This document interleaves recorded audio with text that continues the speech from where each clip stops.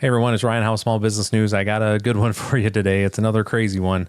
Again, this came in through my feed and I just wanted to share it with everyone here. We're going to be talking about spaving, folks. Spaving in all of its glory. For those that don't know, this is the show where I share just some of the information I share with my clients every single day. I am a business coach and exit planner who works out of West Michigan around the country, and I hope to earn your subscription today. So let's get into it. This is from fastcompany.com and links are going to be in the description down there. So here's why spaving is probably not the best financial strategy for you. Spaving, where you spend more to save more, is the latest financial trend, but this new strategy, it's just an old marketing trick. We know this. When we get to the end of the article, they give it great insight on what you should be doing, which is the preferred method between spending and saving. So stick around for that. So with that, let's get rolling. Sometime in the mid-1980s, my stepfather was in need of a 15mm socket. At Sears, he discovered that it would cost about $8 to purchase the specific socket he needed, but a $2.99 piece socket set cost him about $200. He proudly pointed to the 15mm socket in his new set and told us it only cost him 67 cents. This was the earliest introduction to spaving, although no one called it that at the time. I've had plenty of family members, and I mean, I've been guilty of that at times too. Yeah, I bought it in bulk, so, I saved a ton, when in reality, a lot of the stuff we buy ends up getting wasted. But anyways, let's go take a look at this here. All right, spaving, a portmanteau, which, for those that didn't know, I didn't realize this. There's a word for it that actually describes a made-up word, portmanteau. So that's been added to the vernacular now.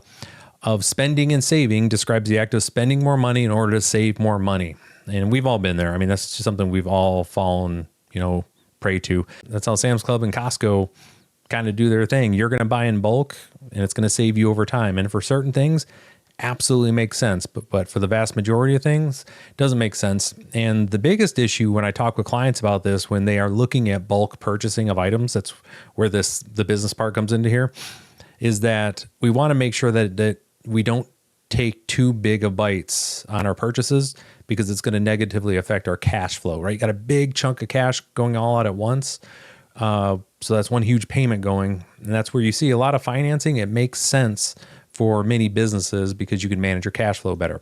The piece there is, though, you don't want to be over leveraged, which is what you see a lot of companies are getting into issue right now, because they're having to refinance a lot of their building loans, right? Their commercial loans for their property at 4 times the rate that it was before. So that is negatively affecting their cash flow. But anyways, let's get back into this here. Now, situations like the Great Socket Wrench Conundrum of 1986, that's pretty funny, may seem to clearly exhibit more spending than saving behavior, which, to be fair, yeah, that's about right. But how do you know when spending more to save money is a good idea and when it's just parting you from more of your money? Here's what you need to know about making the right spaving decisions for your budget. One, we know why it feels so good, right? There's a reason why the stepdad came home with 298 more parts than he was looking for. It irritated him to spend nearly $10 for a part that probably cost pennies to manufacture. By spending $200 on an entire set, which got him the part he needed for less than 70 cents, he felt like he was getting his money's worth. Making a purchase already gives our brains a hit of dopamine. We all know that one. But adding a splash of self-congratulation for making a money-saving financial decision. And I tell you, that's that feeling you get. You just like, man, look at me. This is a brilliant decision I just made. Yes, I know I can't afford to pay the light bill, but damn it, I saved a ton of money here on the per unit cost of these gross of light bulbs that I bought. That type of thing.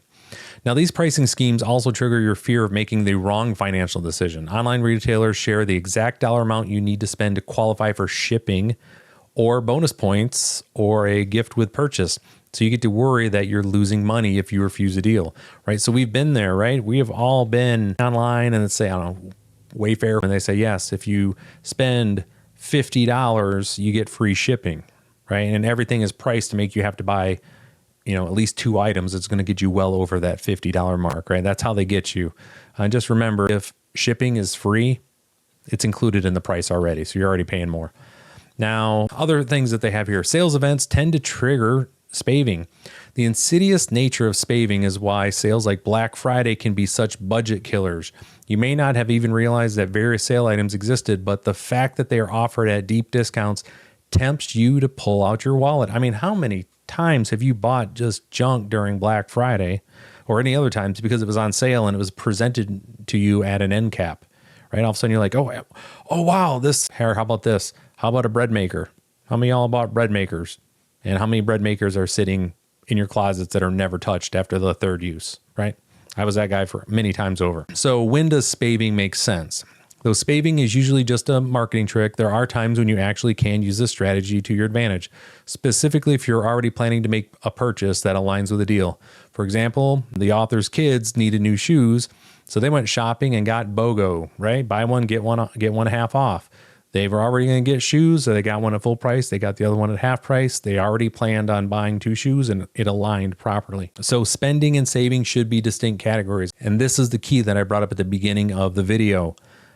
The human brain is easily distracted by dopamine, self-congratulation, and the fear of missing a deal, not to mention shiny new sockets, right? Which is why it's smart to decouple the idea of spending from saving, because we're not wired to make the best decisions. And this is the advice that you're going to get from every single financial advisor out there as they're doing this. Say, hey, how much do you need to save? Pay yourself first, and the rest covers your bills, food, etc. But you always get that savings out first. Now, you may only be able to save a small amount at the beginning as you're starting out saving, but you always pay yourself first. And then your spending, just make wise decisions with your capital, looking for the best price, but not necessarily looking to save a bunch of money. You want to be able to balance that because your savings is something separate. All right. So again, links to this are going to be in the description here. So spaving, yeah, just another word that's out there, just like we had with the productivity. I'll link it somewhere up in this area. You can see it. Again, another made up word that's out there, but it does key in on a pretty important concept that I talk to a lot of my clients about, is that the thing you need to keep in mind whenever you are buying something in bulk, if you are a small business, the money that you are putting into that inventory that's sitting on a shelf, that's waiting to get turned into profit. And that's money that you don't have available to spend on your business. So we always want to make sure that we're balancing that need to try to find a deal by buying in bulk against the importance of cash flow, to have, cash readily available to spend on your business when you need it.